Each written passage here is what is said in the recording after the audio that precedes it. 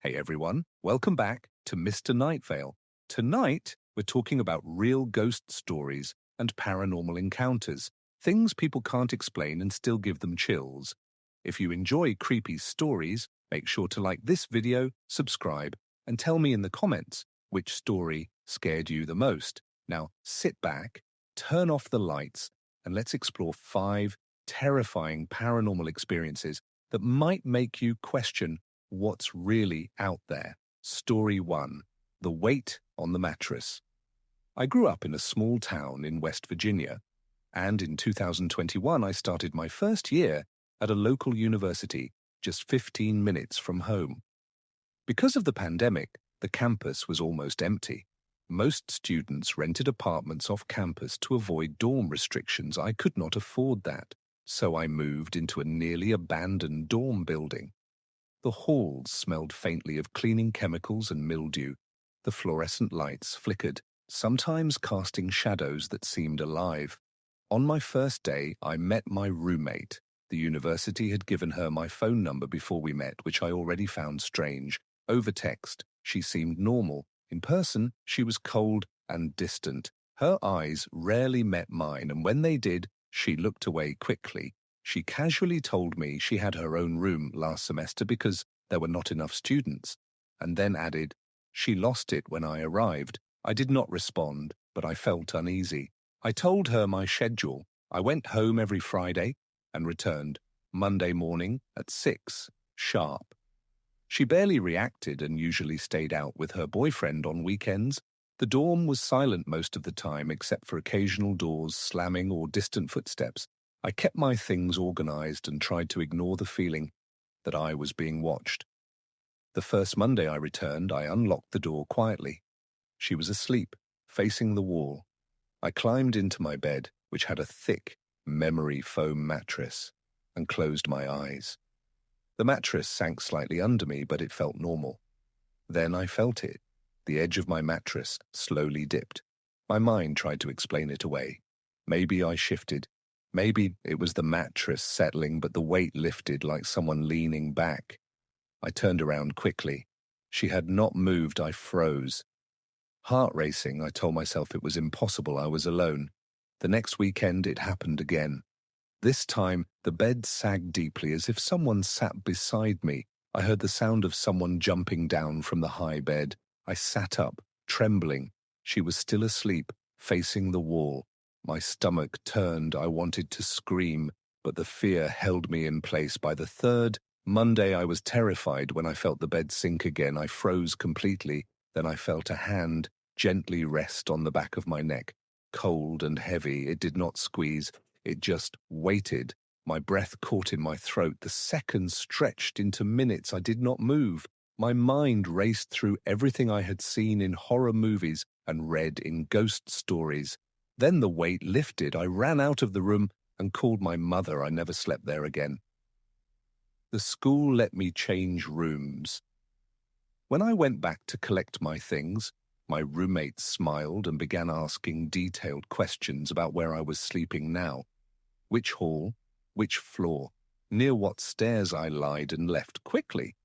My mother believes she was testing how close she could get without waking me, and that last night may have been a test run. I still do not know the truth. I just know I escaped. The hallways stayed quiet, but the memory of that cold, heavy hand remained in my mind. I could still feel it pressing without pressure, and I could still hear the whisper of the mattress moving as if it remembered me.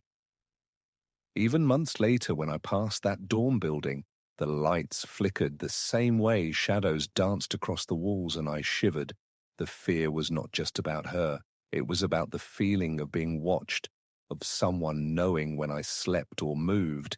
The emptiness of the halls suddenly felt full of eyes waiting. I never went back inside. A story TT2, the ceiling crawler. During my final year at the University of Huddersfield, I stayed late one night working on a statistics project. The business building was isolated and unnervingly quiet after dark. The hum of the fluorescent lights filled the empty corridors. I could hear the faint echo of my own footsteps, as I walked to the second-floor computer lab. The chairs were empty, the computers silent except for the screen I had been working on. At around 11:30, a door slammed somewhere deep inside the building. The janitors had already left. My heart skipped a beat. I told myself it was the wind, or maybe a student somewhere else.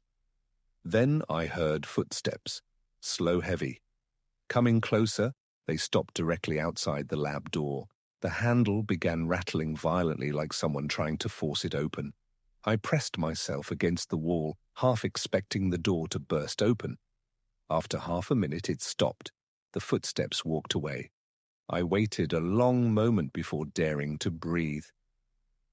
10 minutes later, I heard a dragging sound above me. The ceiling tiles shifted, dust falling onto the floor. Something was crawling across the ceiling directly overhead. My stomach turned. I grabbed my bag ready to run. The tiles bent under the weight, and I could see the dark outline of a figure moving slowly. I ran toward the stairwell heart, hammering. As I reached the landing, I looked up and saw a man standing above me. He was not a student. His clothes were torn, his mouth stretched into a wide, unnatural grin. He did not chase me, he just watched. His eyes seemed to pierce the darkness as if he knew my every move. I ran down the stairs into the night. The cold wind did nothing to calm the racing of my heart. The next morning, I returned to submit my project. The ceiling tile above my desk was missing. Another tile in the corner was also gone. He had been waiting above me the entire night. The thought of him crawling silently above while I worked alone filled me with a terror I could not shake. The building felt different now, like it was hiding something, waiting for the next person. Even months later, when I walked past that corridor, I could hear faint scraping noises in my mind. The empty space above me seemed alive. I imagined him moving silently above my head, waiting for the perfect moment. His grin replayed in my mind, and I felt the same cold dread I felt that night. Story 3. The Fake-Eyed. My name is Annabelle. When I was 16, I survived an attempted kidnapping inside my school. My school required students and staff to wear photo ID lanyards to access any door. We were taught never to let strangers inside. One day, I left class to use the bathroom and walked through the empty cafeteria. A man was sitting alone, wearing a school lanyard. His ID card was flipped backward. He asked if I could help him carry materials from his car. I assumed he was a teacher. Outside, he was silent, nervous. His hands kept moving, his eyes flicked around constantly. He told me his car was the blue one at the end of the lot behind the bushes. My stomach turned. I hesitated, but I followed him. My instincts screamed at me the entire way. Then I saw movement inside the car. 2 men ducked down in the back seat. My heart raced. One of them opened the door. The man beside me grabbed my arm and tried to pull me closer. I yanked myself free and ran. The men chased me. I could hear them yelling behind me. I barely made it back inside the school before collapsing in front of staff. Police arrested the men. He had found a lost student ID and flipped it so no one could see the photo. If I had taken 10 more steps, I would not be here. The fear of that moment stayed with me for years. I could still see their faces the way they had been hiding, ready to take me. The school became a place of caution. I never walked alone in empty halls. My friends learned to stick close to me. I learned to trust my instincts and always check the faces behind ID cards. Even now, when I see someone suspicious, I feel that same tension. My body remembers that cold fear of almost being taken, and I remember the weight of survival